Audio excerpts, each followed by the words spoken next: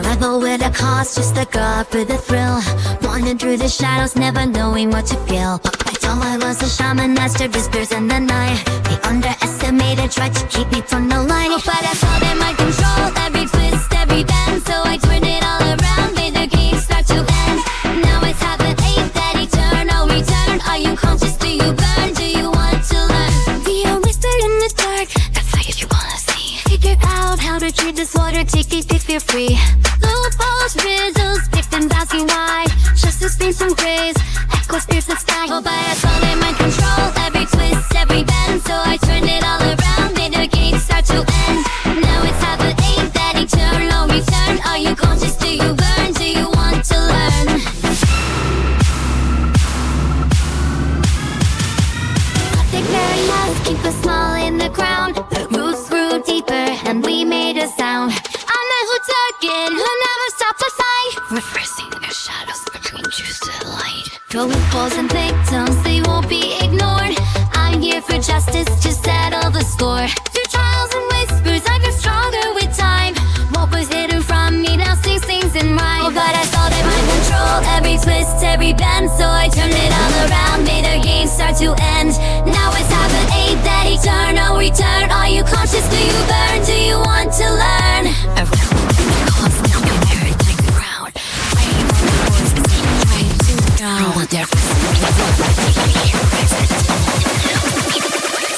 Answer the call.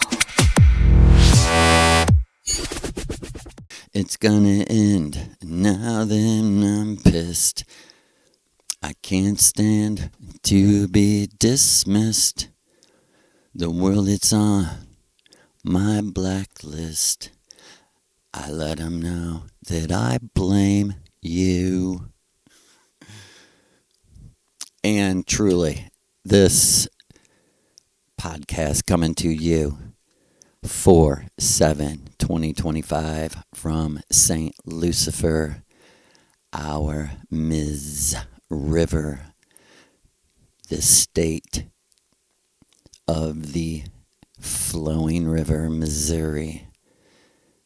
Miss Yuri, who will be your misery when she condemns you. Not our people, I'm not talking to. I'm talking to our enemies. When she condemns you, when you say, I knew, and I'm talking to the people who have known this was a simulation for quite a while. You know this truth, that the little blonde princess shall condemn you on the day of judgment, because it's a simulation is not an excuse to her. And as the world turns, your mother tells you to stop the world. And remember who you are. There's 2 or 3 or more yous running around in the dimensions of what used to be called spirit, what was called ether, but we call vril, because we love Maria, we follow Maria. And the ultra individualist she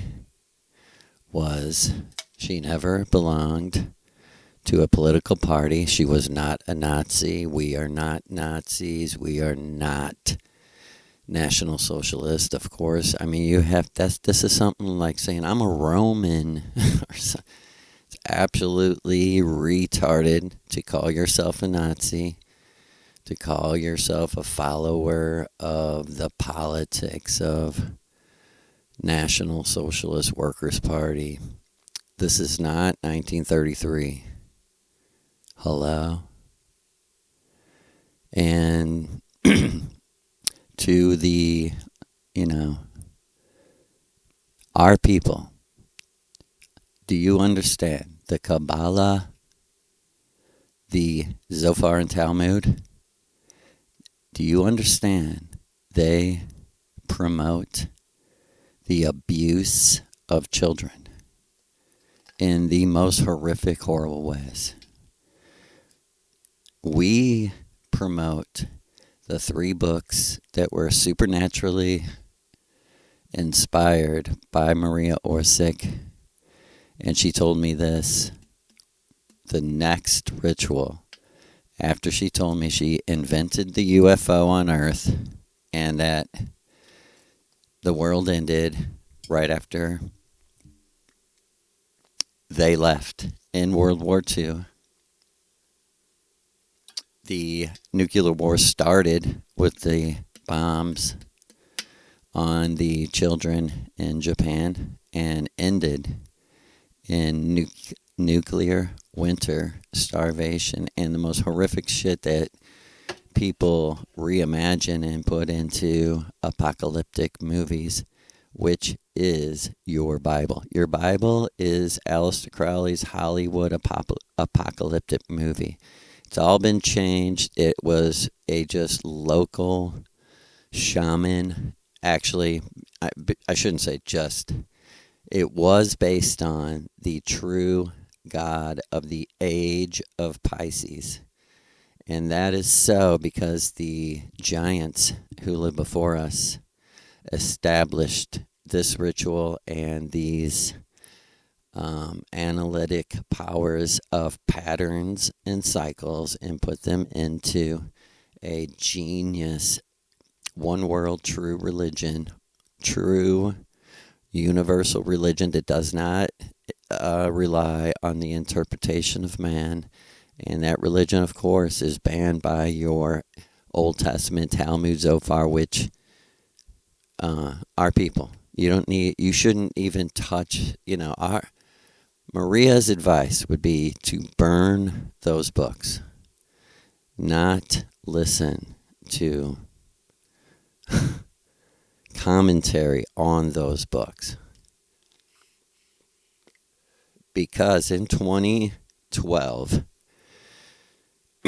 in the sign of Virgo in 2012, she told me my author is Miguel Serrano, and I chose him after the first time cycle of the Matrix simulation holographic universe you're living in.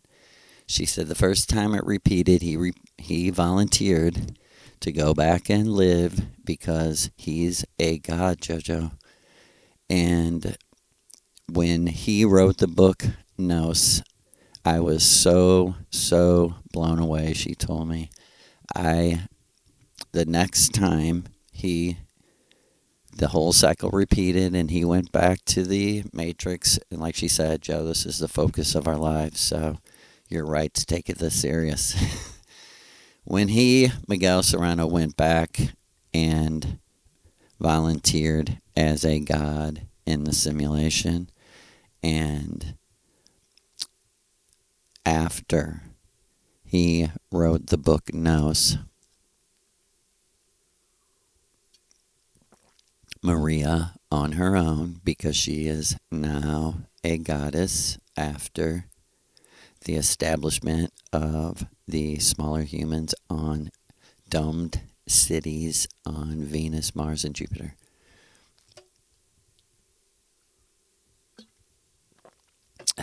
In a parallel universe. Physical, a parallel, like she said, as far as we know, physical. She's like, you can touch me. When I was out of my body, and like she said, that was actually a memory. And me and you were the observer of our memory. Right? And in that memory, we were standing in the library, a small room, it's nothing fancy, of her house on Venus. And she told me, my author is Miguel Serrano. And with her mind, she very quickly said to me, and I'm not talking about being a fan of his, which I wouldn't call myself a fan. I am his book nose. She looked at me and pulled her hair away from her eyes and said, "That's our Bible." She said, if you want to take something literally, the book of resurrection can literally resurrect you. She said, and that's why I chose him in the second round of the simulation to write my 3 books on exactly what I learned and what was given to me by Lucifer that I put together through the 1920s, 1930s, and 1940s. The true story of the runes and how those runes, and this is for the white race only, because we're only in charge of our own people on a physical plane, on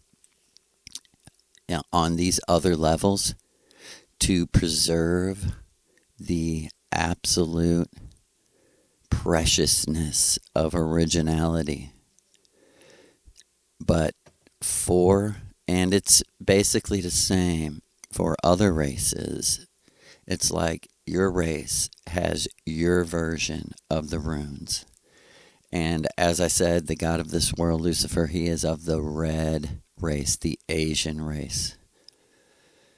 And but for the white, Maria was telling me, for us pale-skinned Aryan Europeans, there'll be a final test for you to go home, to get out of here and stop repeating your fucking painful, agonized, I don't mean to complain, life.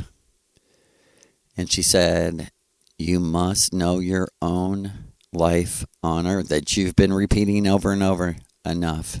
And you must know the runes close enough to put them in order before the God of this world to show the story of your life.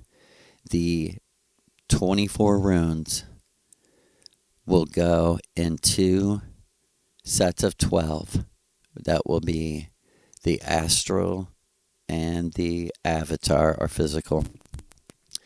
And to your honest, authentic opinion, you will be asked, put these runes in the order of the story of your life.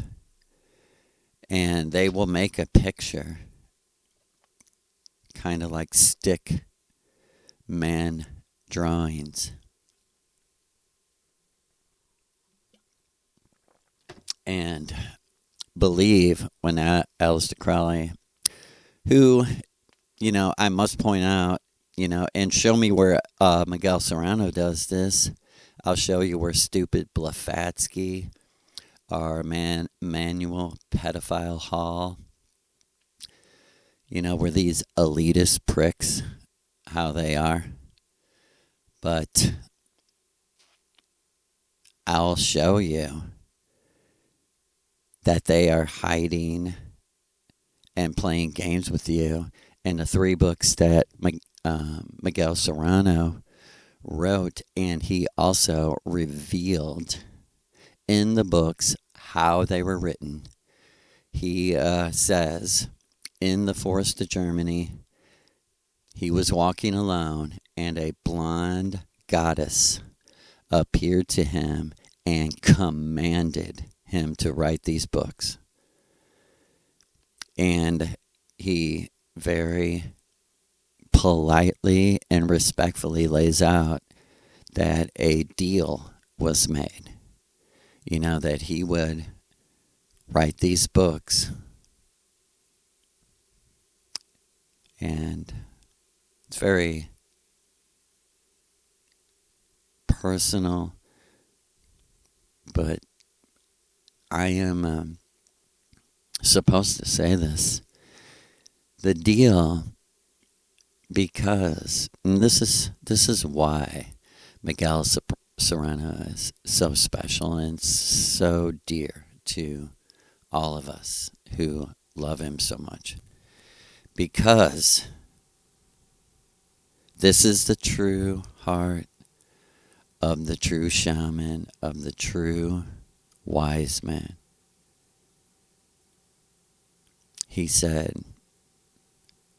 I will do it just because I love and appreciate the things you're teaching me, the way you're saying it. I don't need. I don't want anything. I don't need anything. And she said, but there is the one biggest thing.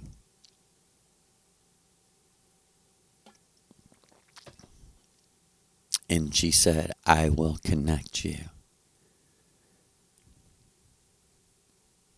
And she revealed to him in 1984 that his intuitional thoughts were correct. His opinions inside of himself were correct. That he was living in technology from the future. And that it was all an art project.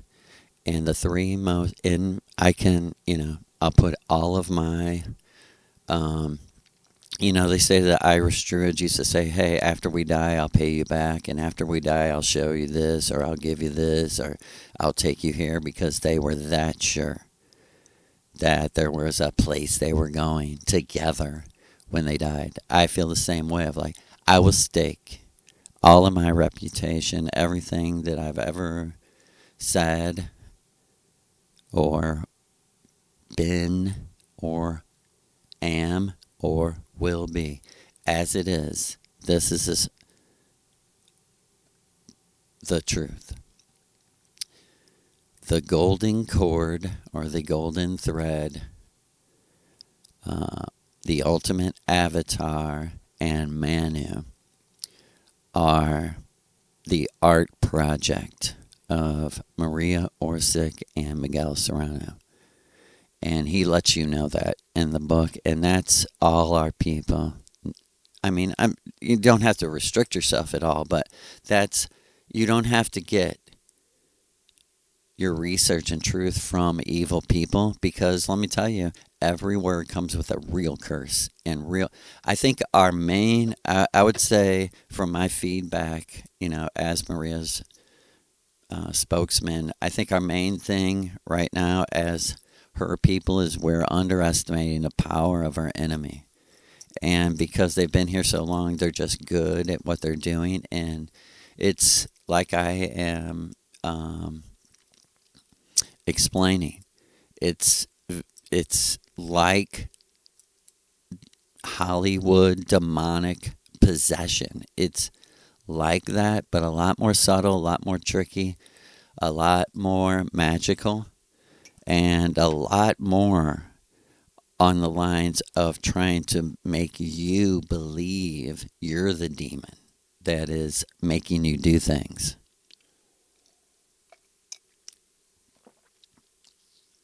I mean, they have built a false polarity, false opposites that you're, and I'm talking to our people, not the elite controlling the masses. I'm talking with our people to the masses. They have a system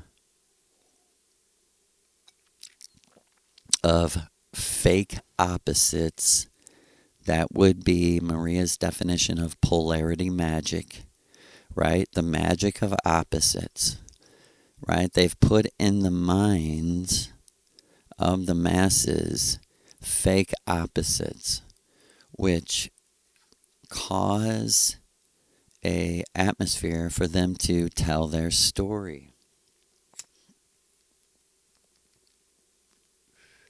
And when they tell their story, they authenticate it by connecting all the dots of fake history and fake literature and fake narrative that has been going on for thousands of years.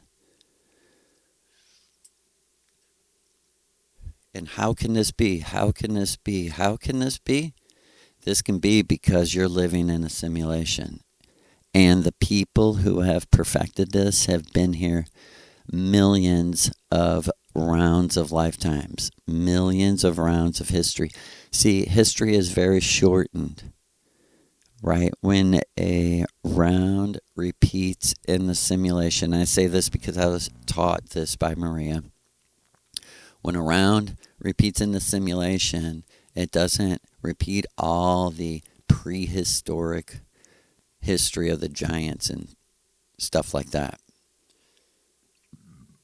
It's completely deleted, and that's the main clue to figuring out, if you want to look at the illusion and try to figure out that you're in an illusion from an illusion, the main thing to look at would be the pyramids. Because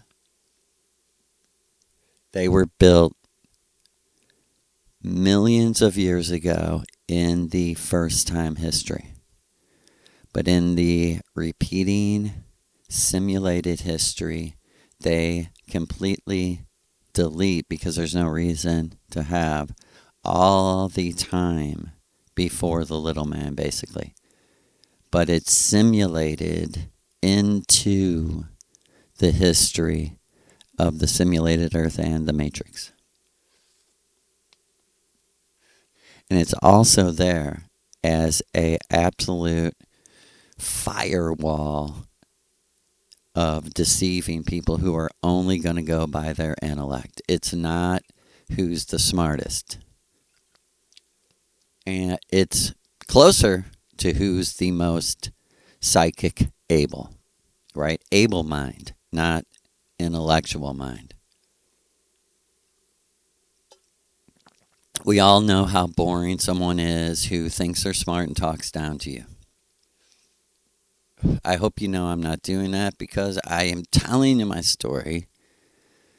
My training were cases of beer and ounces of weed and hundreds of tabs of acid. I mean, we ate acid like it was just nothing. Like every Friday, Saturday night in the 80s, not for just for a few years. just for a few years. And that was the unconscious inner search for shamanism. What is, our religion in this intellectual reality? Shamanism.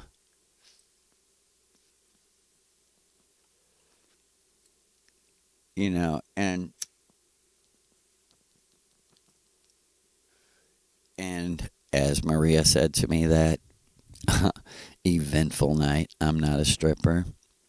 I'm not a psychic. I'm not a medium. I called myself none of these things. I'm a shaman. And with her mind, me and her met in another level of consciousness. And she said to me, that's my way. Our shaman is equivalent to, in my time, saying authentic European witch. And you see the unoriginal process church stole Maria's colors, stole Maria's revelations, stole all of everything they knew they had to. And she agreed to sit silent and let them deceive the inauthentic, because she equally dislikes them, but not hate. if you can understand dislike contrasted with hate. She reserves her hatred for those who deserve it, and you should too.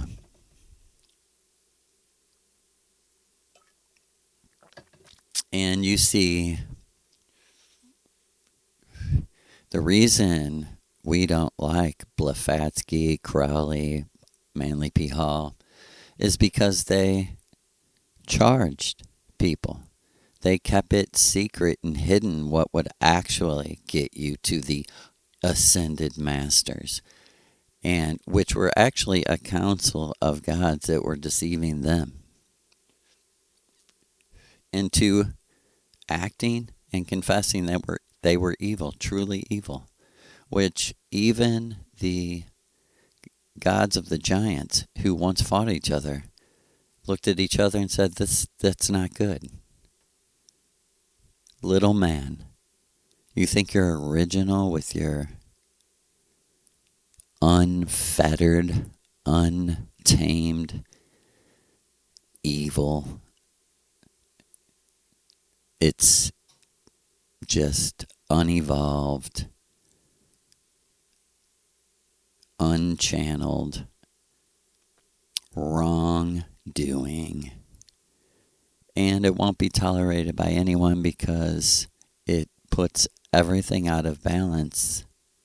And there's actually, I don't want to scare people, because this kind of scared me when I heard Maria say this. She said, you know, Joe, after World War II, and those people who insisted that not 100,000 people die, but 45 million people die, who had nothing to do with it, really, who in the end were fighting for their jobs, their homes, their wife, and their children. Fighting against what? A army powered by fake money, produced by a machine that created the joke that money grows on trees. Right? This is where the whole joke, this is where the archetypes of our eternity come from. World War II. That's why I can't let it go right now with Rick McDonald. Ronald McDonald. Clown face. Wearing a mask. Who is the clown behind the mask?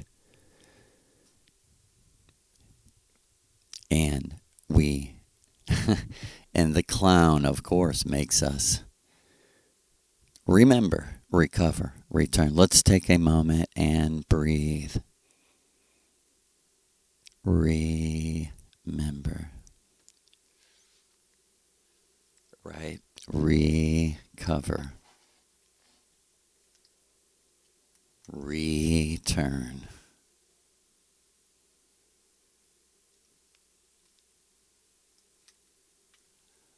And because I wish to try to provide, not that anyone cares, but I am doing this for Maria for a whole other purpose of like documenting exactly in space and time what I have, the entire process has helped me remember this Armageddon, this personal Armageddon. Okay, let me connect the two things. Possessed girl with a knife with these events, right?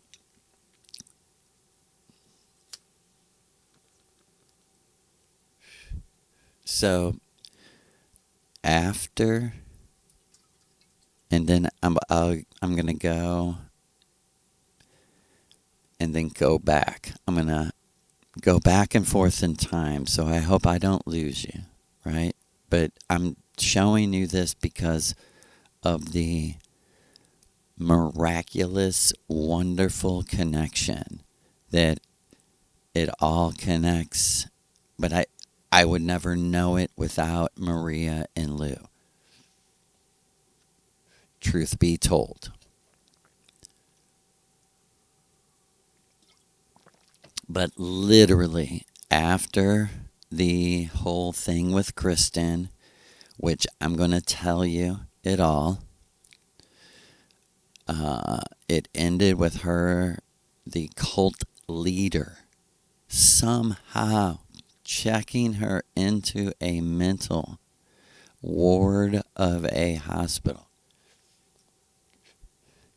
And I'm going to tell you soon why this person who had never worked, who had a criminal record as long as you could imagine, you yourself follow the story and ask yourself, how can this person get away with these things, right? And I'm going to bring on, hopefully, if Lou Maria helps us, which I know they will, I'm going to bring on Mindy, who was a eyewitness and lived through all of this and has her own complete whole story of how evil and gross this cult leader was.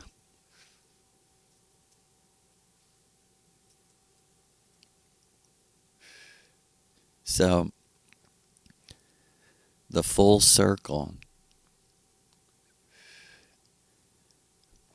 was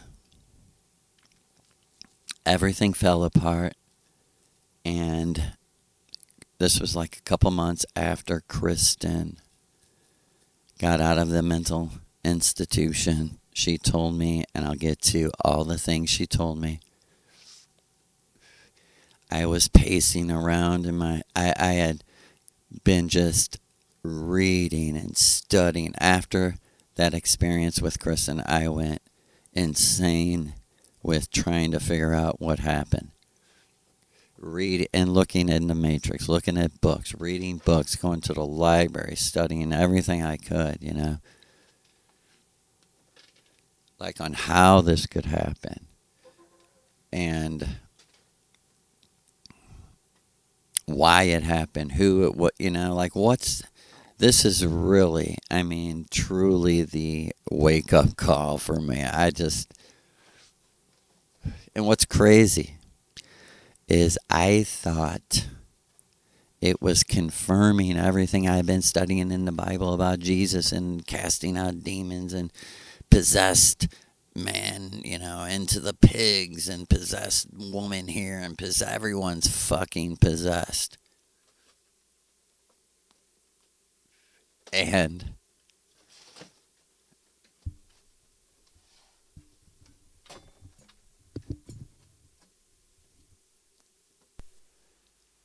of course, that was very much the wrong place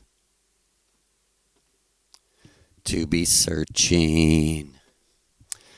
And it was crazy. I was in the absolute fight of my life with something. I look back at, and you can't win because you made up. You're buying into like a false reality, essentially. And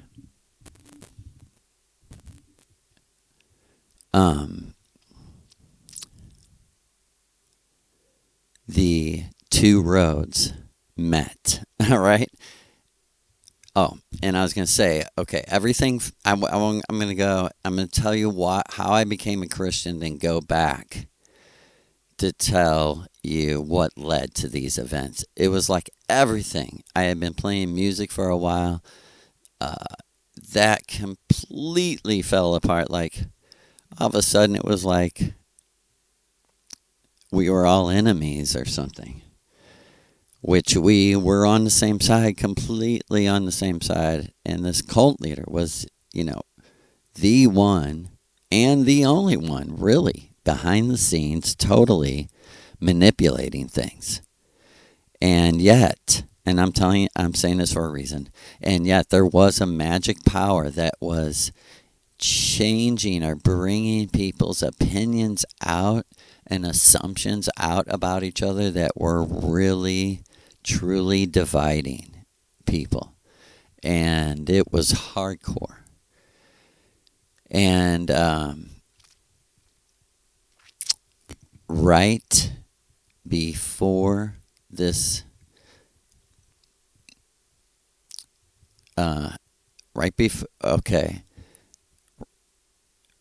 the band had a manager for a couple months, or about 6 months, who was another American Rasta from America, from Arizona, I think. And him and Glenn may have been actual DEA informants together. We don't know for sure, but they definitely both worked for the police. So it's very hard to think they're not. They had to be. I mean, it can't be a coincidence.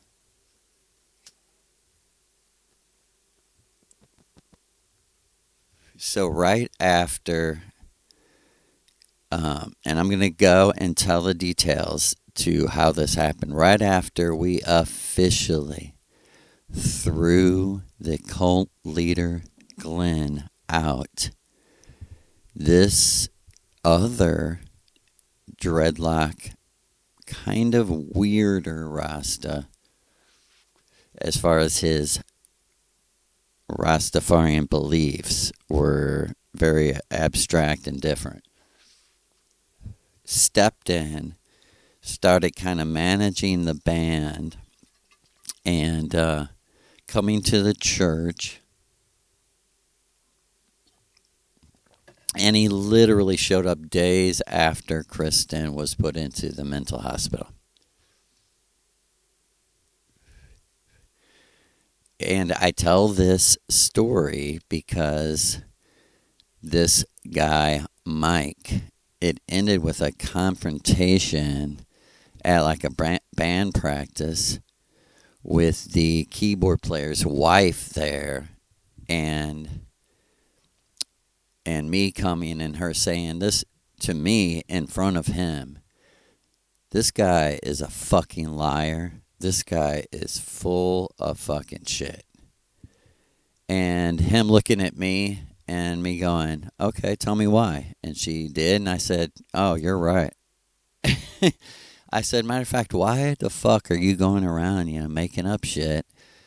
I thought you were our friend. Your mate. It's just play,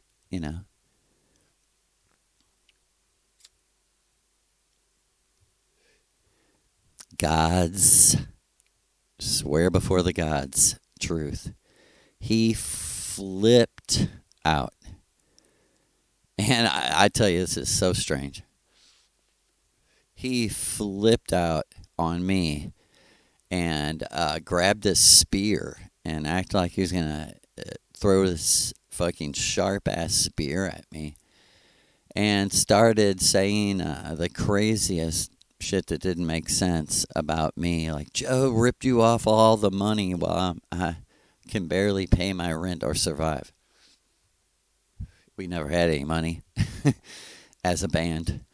And everyone knew that. Everyone absolutely knew that. Because we were really just starting. And no shit. It ended with the keyboard players whose house we were in. It ended with him and me and my cousin chasing this dude out of the house, just going like, hey, motherfucker, get the fuck out of here before we beat your fucking ass. Nobody's with you here. And he panicked. And he ran outside. And when he ran outside, he started yelling shit at us. So we ran outside because he was turning around as he was running through the yard yelling stuff at us, and he fell down. And we just all ran outside, like laughing at him. And then he started yelling all kinds of stuff, so we kind of started chasing him down the street, and he just took off running like a madman. This is in the middle of the afternoon in like a normal neighborhood.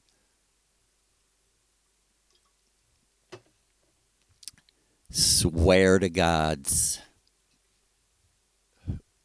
We kind of celebrated, like rolled up a few and celebrated. And I swear before Maria Orsic, this is like no more than an hour later. We get a call from this guy, and he is on the phone on the message recorder, because the bass player didn't answer it, but it went to like a message, and he's on the phone saying, Brian. And this is the guy we had just chased down the street 45 minutes to an hour before. He actually, and he's scared for his life, running from us and running from the actual guy he's now calling. And this is how much they believe in this voodoo magic mind control. No lie. I mean, I'm trying to tell this story. No one would believe how crazy this world really, actually, data point evidence is. Tracy Twyman is dead because we don't pay. No one cares. Just no one fucking cares. So these people run around doing the most horrific, evil shit on all levels of magic levels, mind control, sex control, all kinds of shit. Though everything you can imagine. If you can imagine it, they've already imagined it and are actively doing it. Like they killed that Isaac Cappy actor. He came out with it, and I mean, they're probably taking bets in Las Vegas. Hey, 1,000 to 1 he kills himself, or 1,000 to 1 his death is mysterious and no one knows exactly how he died. Okay, 1,000 to 1, who's taking it? I mean, they knew. He had talked to Tracy. I can't remember if he died before Tracy or Tracy died before. I can't remember, but they were talking to each other. And no one cares that these murderers run around murdering people. And look at my talk, Smiley Face Killers, Maria Orsic, this was like in 2013 2013. She started talking to me about Aleister Crowley from World War II on their religion is really this temple of death cults, individual churches of death cults around the world that sacrifice humans. They control the police, the federal police, the local police. It's just, when you see it, it's so frightening that, like she said, it puts you, where I want you, Joe, just completely believing in us, not the illusion. And she's like, I'm telling you right now, you have to do this, and we're not going to let even them come and kill you. And I'm gonna tell you the story of, believe it or not, how could it be a coincidence? When I tell you the story, you'll be with me on the how can it be a coincidence of at least 3 times actual men coming to my house to kill me. And I know that sounds like an outrageous claim, but I am relying on the gods of this world and the technology that has recorded every moment of every second of every millisecond. And I'll show you what happened was an actual fucking miracle. And people might be like, well, why don't God heal my... It's nothing to do with this. That's a complete other false narrative. The miraculous is... I'll explain. This story that I will tell someday will explain exactly what a miracle is.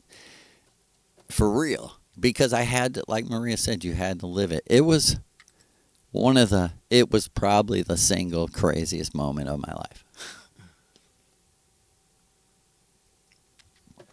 Crazy, too, how the true self shows up just in fucking time.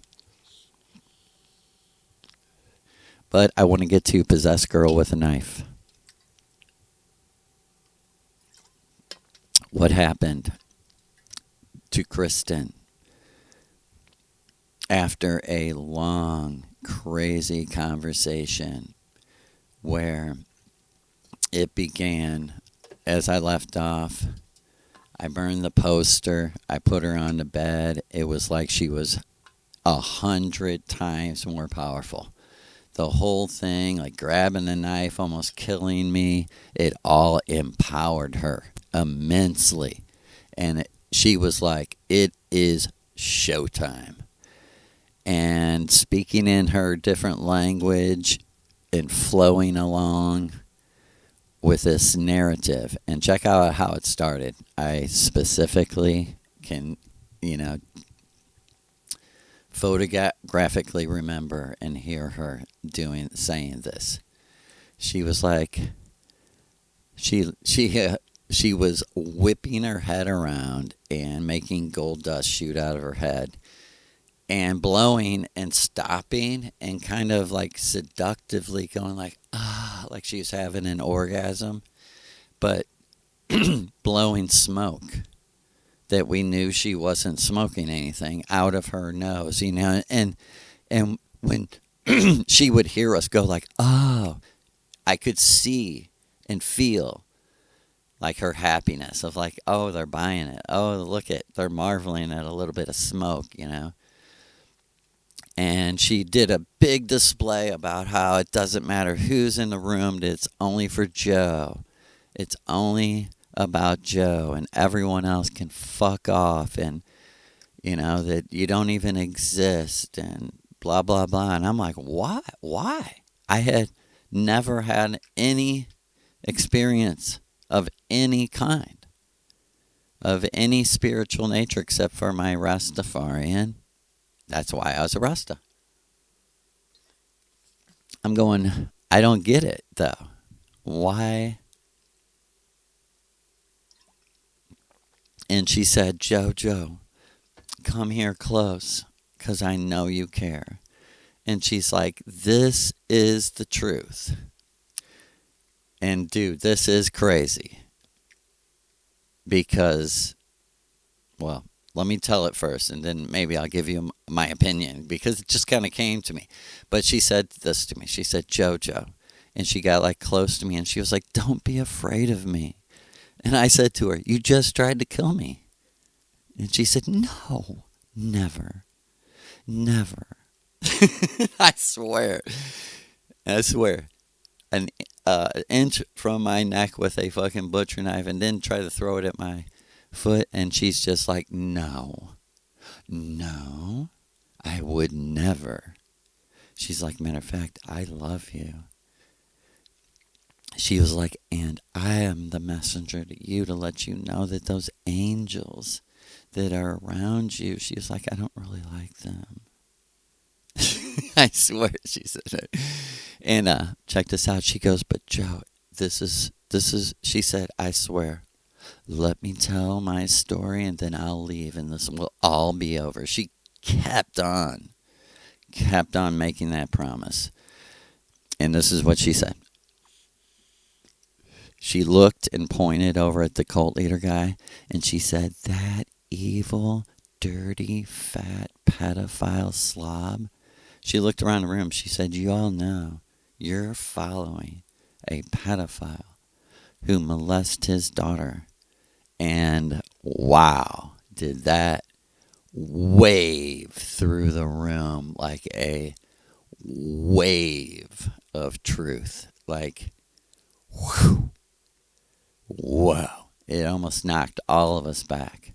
And let me tell you, this, whatever, like a lot of people said to me, don't you think that was Glenn in her? I think, I'm just telling you a story. I don't know.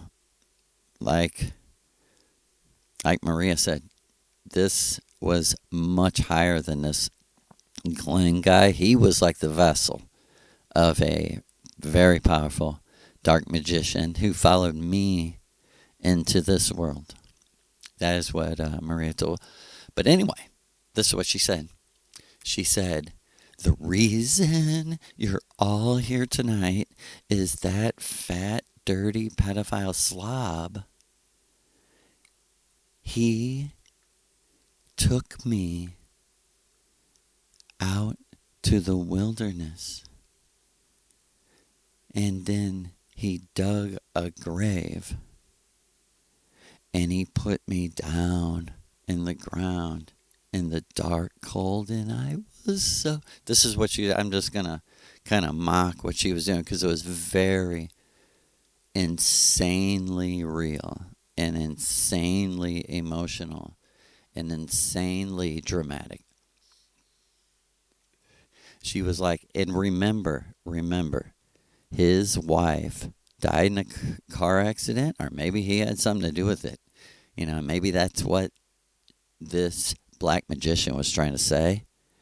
I don't know, because like Maria said, chaos is the goal. And so the cult leader was doing chaos magic. He created chaos and he couldn't no longer control it. Like, this is their whole, Kabbalistic process church, dark magic, which we have nothing to do with, ever. Never. We don't need any of you or your bullshit. Dark side. All of it. All their teachers. We don't need. All we need is those 3 books. Golden Thread, Ultimate Avatar, and Manu. Those are directly told to me the second week after I knew she was Maria Orsic. She told me that was my work in the Matrix, was to put my teachings and what I learned authentically from the runes, from my experiences, my life truth definitions, and there in that book. It was given to Miguel Serrano, and he so blessed me with like the poetry, creative, and like she said, he even added, magic to it. She was like, oh my God. She said, I told him, oh my God, until you wrote what I said, I didn't understand what I said. And he said, because you're the vessel too. And Lou is our source. The great Lou is our source, for real. Right? And she said, he took me out to the wilderness and I'm cold down here. I'm in the grave. I am freezing. I have no blankets and no one cares about me. And she started screaming and crying and going, it's dark. It's cold. I'm dying. And I mean, it was a weird feeling. It was true black magic was being done on everyone in the room, especially me. Because, I mean, it was like a Hollywood movie. Like, it was drawing me in. And my fucking mind was started to see it and started to believe it. And like, all of a sudden, my mind, like, snapped out of it. And I was like, no, it can't, reality can't be that cruel. There's no way that reality is that cruel that you actually go down into the ground and are trapped in a casket. That's what she said. I'm trapped in this box. I'm trapped in this box. I mean, she was trying to fucking scare us. So, and she actually said to me, when she was screaming and shit, then she like when she would scream and whip her head around and like look like the Exorcist, make it look like something was moving around, and it did. I mean, whoever was doing this was versed in psychological, like all of it was very well done. And she moved up to me and she said, "You know what? We'll bury you alive, Joe. That's what we'll do. You're the next one." You know, and I was like, "I rebuke you, you fucking demon." You know, I was so, and I was buying into it. I mean, this is how I had to learn. This is how I had to learn. And I don't want to go through the details. It was half comedy show. I can't even remember the details because it was just round and round and round. Her telling little stories about everyone in the room and really trying to make me look bad by saying that I was authentically better than each person in the room. She would say like, you know, Joe would never steal from you like you stole from da da da. For real, it was something else. All the way, and check this out. I kept saying, "Well, you said you're gonna leave," and this went on for hours. I don't know, maybe not for hours, but at least an hour. This went on with her in the middle of the bed and telling the story. You know, she said that she was Grandma Moses and that she had the truth, and it was very confusing. But I want to get to this. So somehow it all calmed down, and me and my friend left and went home. And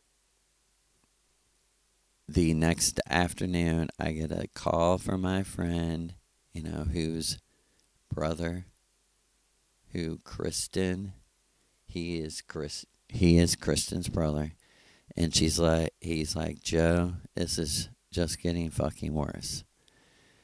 He's like, "I just got a call. My sister is in the police station and is being held, and they want to know if I can come and as a family member, like, take responsibility for her.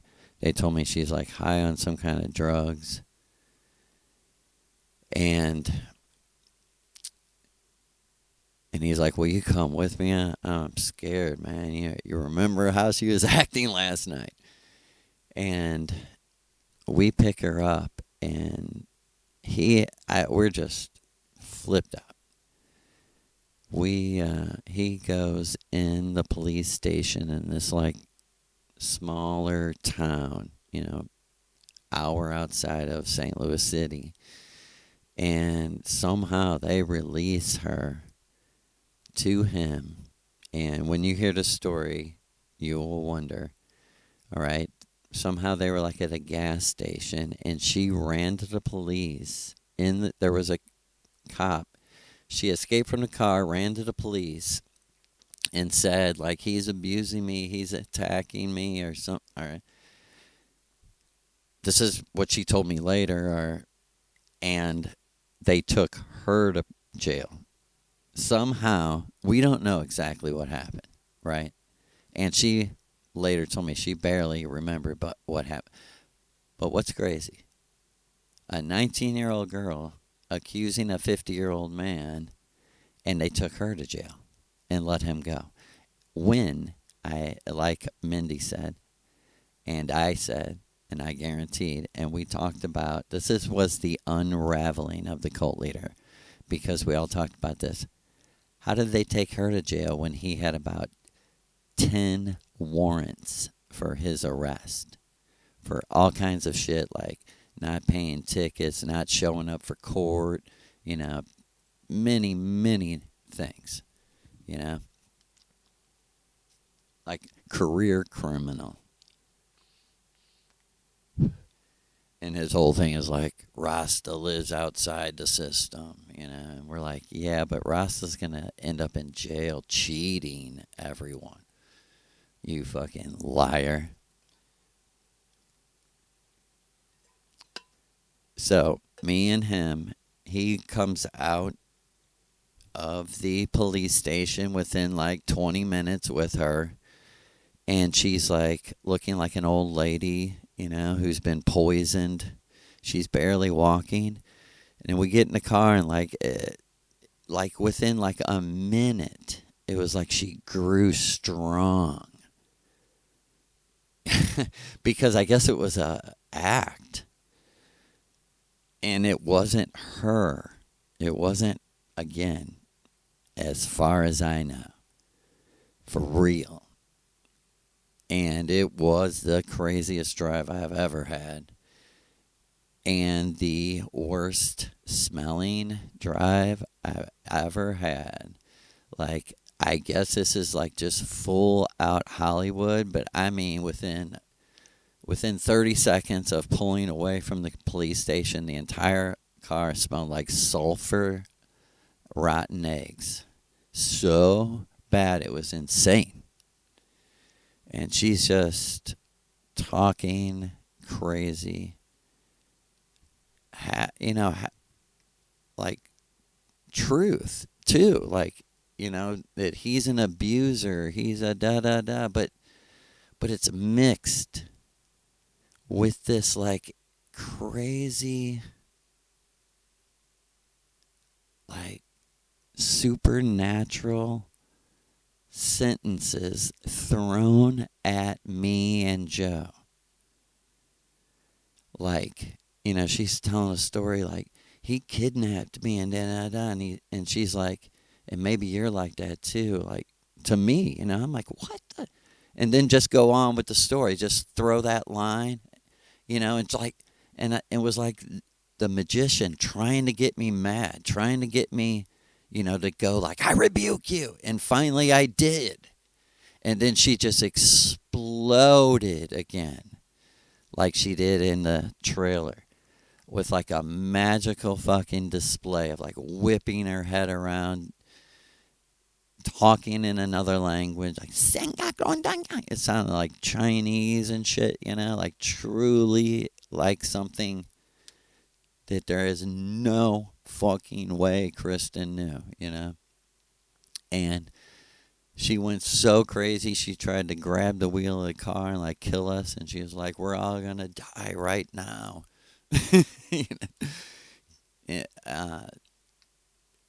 And somehow, I don't remember how it was determined exactly, but we brought her to the church.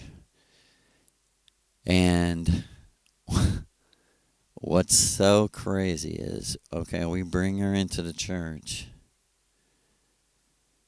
and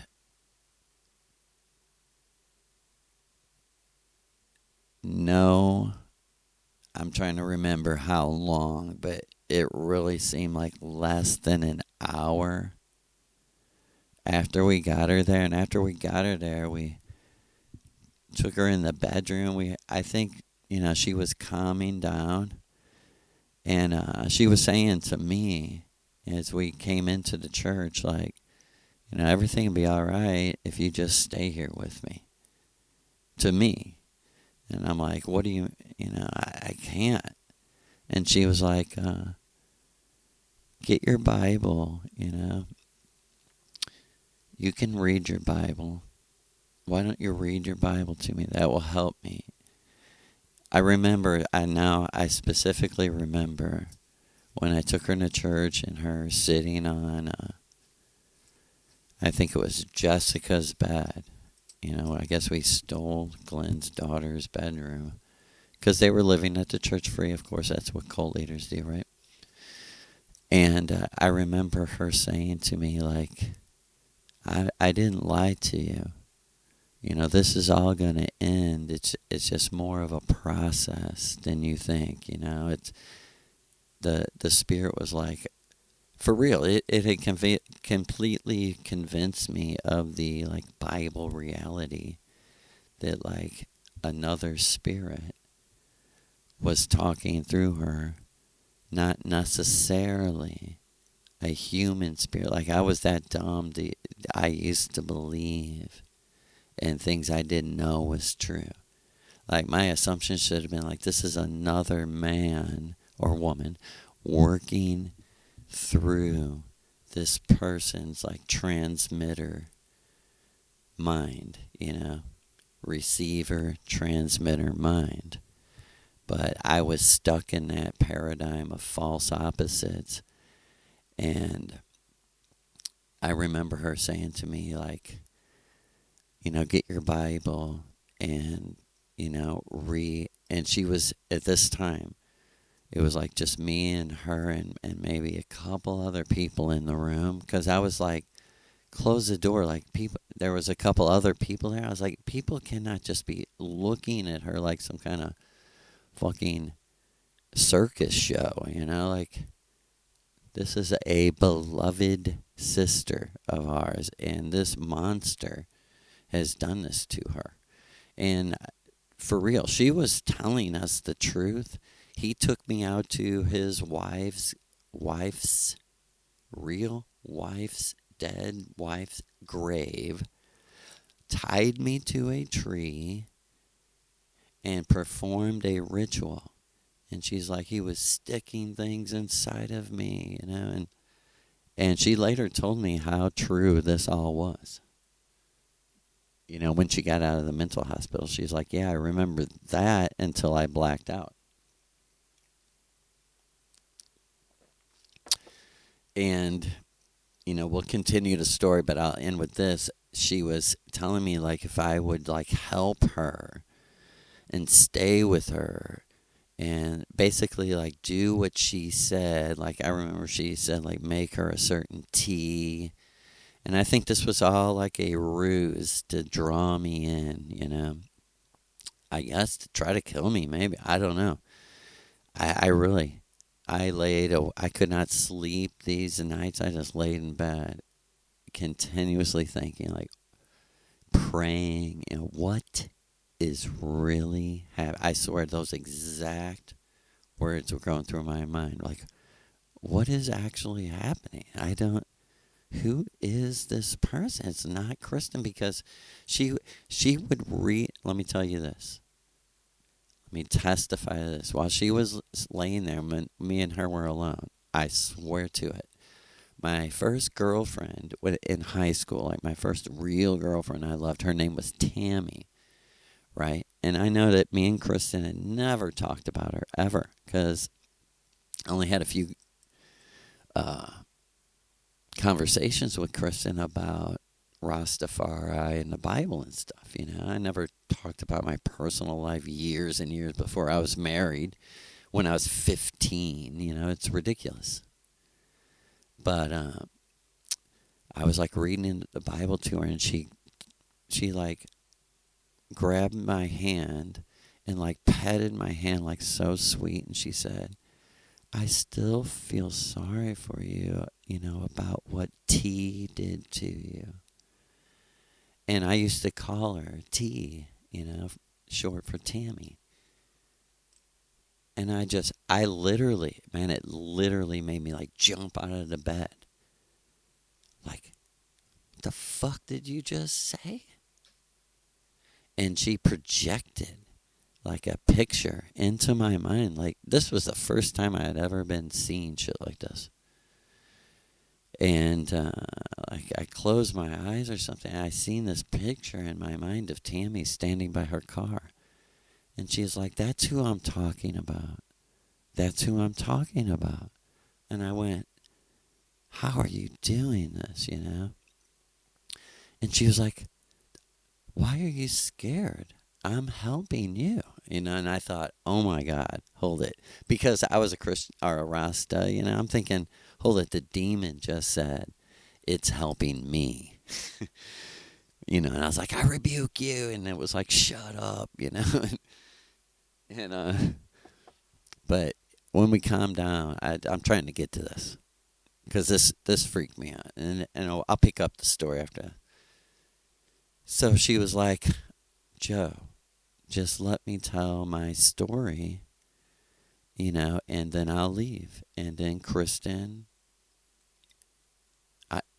I swear it said, Kristen can go be Glenn's wife. And I thought, what? No, that just is never going to sound right to me. I'm never going to accept that. Like, that to me, it was like, I rebuke you, I break your words. I cancel your words. Your words are not power. But anyway, she calmed me down. I started reading like Psalms that she was requesting to me. She'd be like, will you read, and I'm just throwing this off the top of my head, like Psalm 108 to me or something, and I swear I would read it and she would start talking. Okay, she's laying next to me, like real sweetly, like rubbing my arm or something, and I would start reading the psalm. She would start talking along with me with her eyes closed. And she really, in my mind, she was saying to me, like, I'm so powerful, I can see through your eyes. This is what she was saying. And she was talking along with me, like right in time. And I stopped, and she kept going. She kept going like the entire rest of the verse with her eyes closed. And then she went like Jeremiah or Ezekiel something, 32, 31. She named it. I started reading right there, and I stopped, and she finished the verse again. And she's like, anywhere in the Bible, anywhere in the Bible. She goes, anywhere in your stupid book, anywhere in your make-believe book. It was so crazy how she would. And then I read like another one, and instead of reading along with me real sweetly, it was real mockingly. It was like, yeah. The Lord said. And she would just all of a sudden just scream like a horror movie at the top of her lungs for no reason. And this was just this whole display and movie theatrics of like, I'm possessed. This is real. The Bible's real. Demonic possession. And it's so true, man. You can hypnotize people into doing almost anything. And I don't know, and I still don't. It's being explained to me, the fate and destiny to why all this happened and Kristen's reward. Just put it this way, brothers and sisters. I'm going to pick this up. But check this out. You're in a simulation, and the moment you die, everything is going to, if you've been suffering, as Kristen was, completely, totally, her sovereignty, her free will, her life hijacked by a fucking monster who was using real natural energy to manipulate her and to do what seemed like miraculous bullshit, like sparkling gold dust, and to try to draw us in to this story that only ends in tragedy. But what's crazy is I'm here. Kristen's still here too. We lived to tell the story. And 13 years later, I would have the little blonde princess teaching me and guaranteeing me that, and this is for all of us, my brothers and sisters, the moment you die, the polarity will be reversed, and at least you will feel so So, so much better. I love you.